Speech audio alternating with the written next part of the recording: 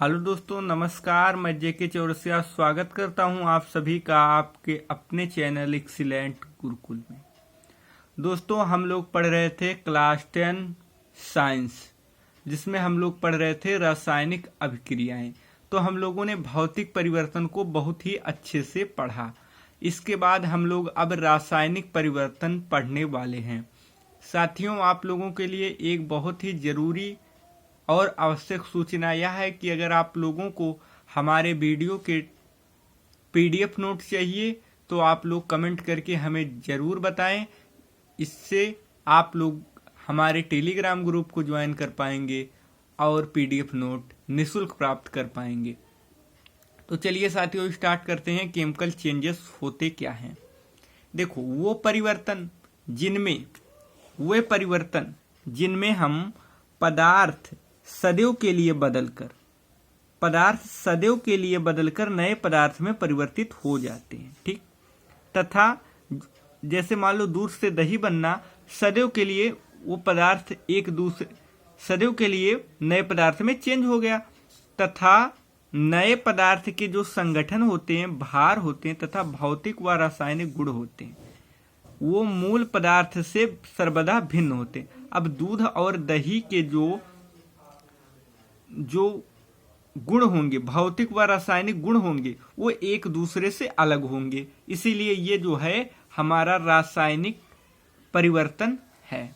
साथियों, ऐसे परिवर्तन को हम कहेंगे रासायनिक परिवर्तन।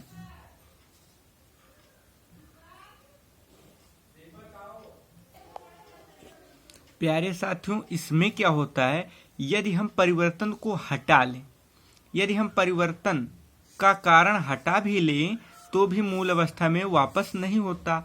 जैसे हम लोगों ने भौतिक परिवर्तन में पढ़ा था कि बल्ब का जलना, जब हम स्विच को ऑन करते हैं तो बल्ब जल जाता है, ऑफ करते हैं तो पुनः अपनी अवस्था में लौट जाता है, यानी बुझ जाता है। लेकिन रासायनिक परिवर्तन ऐसा नहीं होगा।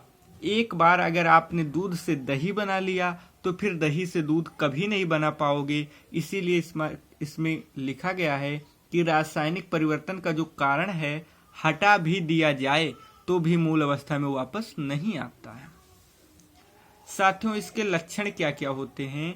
रासायनिक परिवर्तन के लक्षण कैसे आप पता कर पाओगे कि ये रासायनिक परिवर्तन है? तो पहला पॉइंट आप याद रखोगे। पहला पॉइंट है रासायनिक परिवर्तन में पदार्थ के गुण बदल जाता है। जो पदार्थ का गुण होगा वो बदल जाएगा, ठीक। तो आप जान जाओगे कि रासायनिक परिवर्तन है। दूसरा है साथियों, रासायनिक परिवर्तन में नए पदार्थ बन जाते हैं। जो इसमें क्या होता है, दो पदार्थ जब मिलते हैं, जब आप इसमें रासायनिक परिवर्तन होगा तो इसमें नया पदार्थ बन जाएगा, और नया पदार्थ जो बन जाएगा उनके गुण मूल पदार्थ से सर्वदा जो होंगे वो भिन्न हो जाते हैं। तो आप जान जाओगे कि रासायनिक परिवर्तन हुआ है।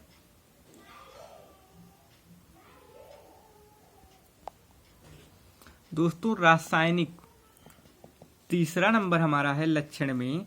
तीसरा है रासायनिक परिवर्तन प्रायः अस्थायी होते हैं। परिवर्तन का कारण हटाने पर प्रक्रिया उत्क्रमित नहीं होती। यानी उत्क्रमित का अर्थ यही होता है प्यारे साथियों कि एक बार जैसे आपने बल्ब को ऑन कर दिया, फिर ऑफ कर दिया, फिर उसको ऑफ कर दिया, फिर ऑन कर दिया, लेकिन इसमें ऐसा नहीं होगा। ये जो परिवर्तन होगा ये अस्थायी हो जाएगा। जैसे मान लो एक बार आपने किसी पदार्थ को जला दिया, तो क्या उस जलने से आप फिर से पदार्थ प्राप्त कर पाओगे? क्या कभी नहीं कर पाओगे। इसका मतलब ये जो है हमारा केमिकल चेंजेस है, रासायनिक परिवर्तन है। दोस्तों, अब हमारा 4 देखो लक्षण जो है 4 क्या कहता है कि रासायनिक परिवर्तनों में ऊर्जा परिवर्तन भौतिक परिवर्तन के अपेक्षाकृत अधिक होता है। इसमें क्या होता है साथियों, ऊर्जा परिवर्तन जो होता है वो भौतिक परिवर्तनों की अपेक्षाकृत अधिक होता है, ठीक। इन पदार्थों में बहुधा ऊष्मा मतलब बहुत ही मात्रा में ऊष्मा प्रकाश आदि निकलते हैं या अवशोषित हो जाते हैं। ठीक, अब आप इसको क्या करोगे, देखो पदार्थ, उदाहरण इसके क्या क्या हैं, क्या क्या है इसके उदाहरण। जैसे उसमें आपने पढ़ा था भौतिक परिवर्तन में कि पदार्थ का चलना, तो इसमें क्या क्या है, इसमें है पदार्थ, भौतिक परिवर्तन में आपने पढ़ा था बल्ब का जलना, लेकिन इसमें क्या पढ़ोगे, पदार्थ का जलना। तो इसको ये भी हमारा रासायनिक परिवर्तन है, क्योंकि जब आप पदार्थ को जला लोगे तो फिर जलने से पदार्थ नहीं प्राप्त होगा, इसका मतलब ये भी हमारा केमिकल चेंजेस है।